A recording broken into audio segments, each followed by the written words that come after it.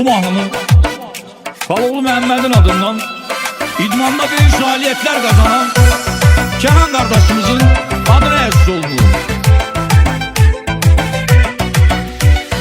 Kenan, sən ölkənin fəxrisən hər bir zaman, sən surat alməz səni fəxrisən hər bir zaman. İdmanda nailiyyətlərin var, bunu hər kəs bilir.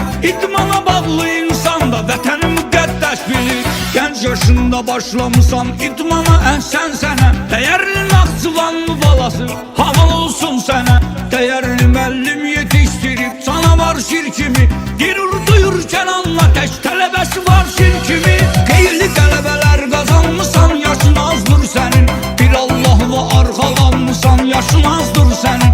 Fəqri kürsülərdə dayandın sən bu yaşında.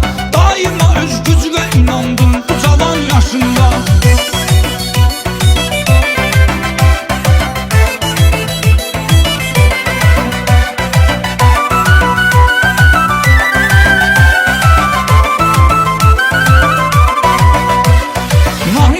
Fəxr eləyir, mərd oğul yetişdirir. Çörək halal zadə yeyir, mərd oğul yetişdirir.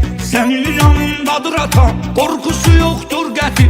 Ata elə varlıqdır, sənin var üstündə diqqəti.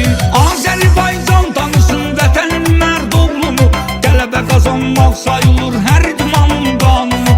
Müəllimin peşəkardır, taktikalar öyrədir. O idmanda canavardır, taktikalar öyrədir.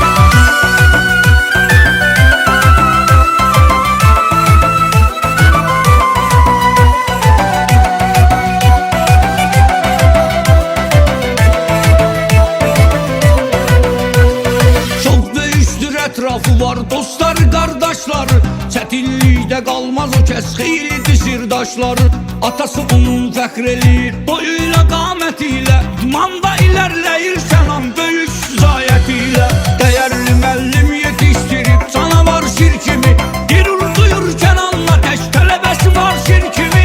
Qeyli tələbələr qazanmısan, yaşın azdır sənin. Bir Allah'la arxalanmısan, yaşın azdır sənin. Dəyərli müəllim yetişdirib, sana var şir kimi. Gürür